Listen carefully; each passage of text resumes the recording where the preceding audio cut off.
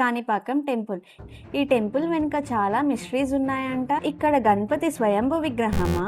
Also ప్రతి సంవత్సరం ఈ విగ్రహం పెరుగుతుందా? ఈ టెంపుల్లో ఎప్పుడూ ఒక పాము కనిపిస్తుందని, ఈ టెంపుల్ కి వెళ్లి అబద్ధాలు చెప్తే చాలా నెగిటివ్ ఎఫెక్ట్స్ జరుగుతాయని, ఇక్కడ తీర్థం తాగితే మనుషుల రోగాలు పోతాయంట. నిజమేనా శివ?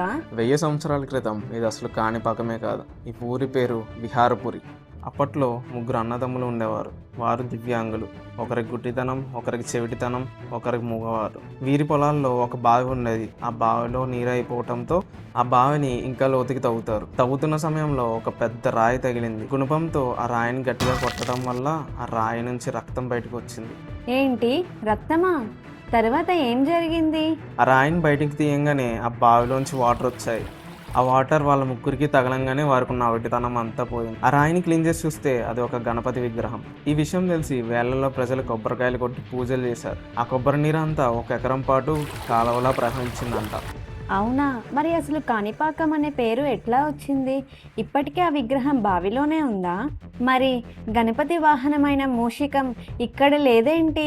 తమిళ్లో క్వానీనే కాని అని కూడా అంటారు. అంటే 1.322 acres. పాకం అంటే ఫ్లో ఆఫ్ వాటర్. అందుకే ఊరికి కాణిపాకం అని పేరు వచ్చింది. ఆల్సో ఇప్పటికీ ఆ విగ్రహం బావిలోనే ఉంటుంది. పక్కనే ఇంకో బావి కూడా ఉంటుంది. అందులోనే మూషికం ఉంటుంది. ఈ విగ్రహం ప్రతి ఇయర్ పెరుగుతూనే ఉంటుంది. అందుకు ప్రూఫ్ ఏంటి అంటే ఆయనకి వెండితో చేసిన కవచాలు ఉంటాయి కదా, అవి ఇప్పుడు సైజ్ సరిపోవడం లేదంట. ఆల్సో ఈ విగ్రహం ఉన్న బావిలో వాటర్ ఎప్పుడు ఫ్లో అయితేనే ఉంటాయంట. అక్కడికి వెళ్తే మనకి పూజారి గారు చూపిస్తారు. నువ్వు అడిగావు కదా ఇక్కడ వాటర్ తాగితే రోగాలు పోతాయా అని. ఎస్, పోతాయి. ఈ బావిలో వాటర్ మనకి తీర్థంలా ఇస్తారు. ఈ కాణిపాకంని సత్య ప్రమాణాల నిలయం అని కూడా అంటారు. ఇక్కడ ప్రతిరోజు సాయంత్రం 5 నుంచి 5:30 వరకు ఒక ప్రాసెస్ జరుగుతుంది. ఎవరైనా తప్పు చేస్తే కోర్టుకు వెళ్తారు. కానీ ఇక్కడ ప్రాసెస్ ఏంటి అంటే తప్పు చేసిన వాడు చేయని వాడు కూడా బయట ఉన్న కోనేరులో స్నానం చేసి ఆ గుడి చుట్టూ 3 ప్రదక్షిణలు చేసి లోపలికి వెళ్ళి కేవలం వీరిద్దరూ అండ్ గణపతి సాక్షిగా పెట్టుకొని ఎవరి పర్స్పెక్టివ్ వాళ్ళు చెప్తారు. ఇక్కడ ట్విస్ట్ ఏంటంటే తప్పు చేసిన వాడు తప్పు ఒప్పుకుంటాడంట. మేబీ అది గణపతి లీల అయి ఉండొచ్చు.